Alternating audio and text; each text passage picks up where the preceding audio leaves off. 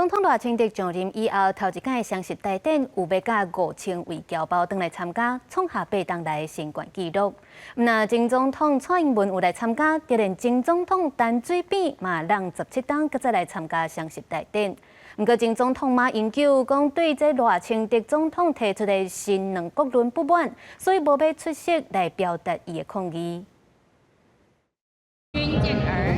象征我陆军健儿斗志高昂。现场民众每一个伫双十路过国庆贵宾帽啊，摕手机啊翕精彩表现。国庆大典7十伫总统府头前广场盛大举行。日前，蓝国旗手提台湾乌心包，为美国加州来的侨胞特别组团登台湾，用实际行动庆祝中华民国生日快乐。那有些人回来会带家属嘛，所以老公啊、小孩都会一起带回来。那主要是有这个气氛，有这个氛围，让我们会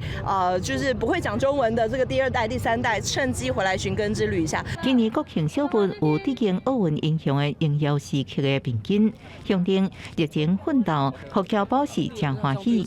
希望国家长热未央，国泰民安。各类朝野政党重要人物拢得到邀请参加，尤其是前总统陈水扁，2008年卸任了后，继17年佫一摆出席。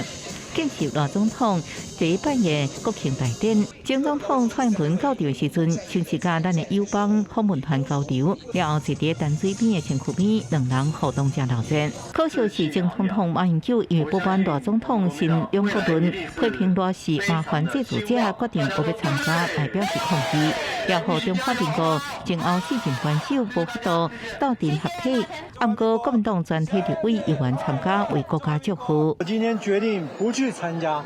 因为赖清德总统主张这个新两国论，追求台独路线，严重违反中华民国宪法，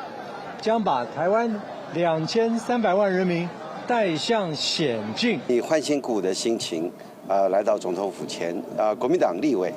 绝对不缺席。民众党8立委也全部到场，身穿正义 logo 的服装，并开批的徽章，成员及阿伯民众党主席郭文宪，虽然郭文宪因为案件无法度到场，不过立法院长韩国瑜寒冬丧卵，特别保留郭文宪位。内政部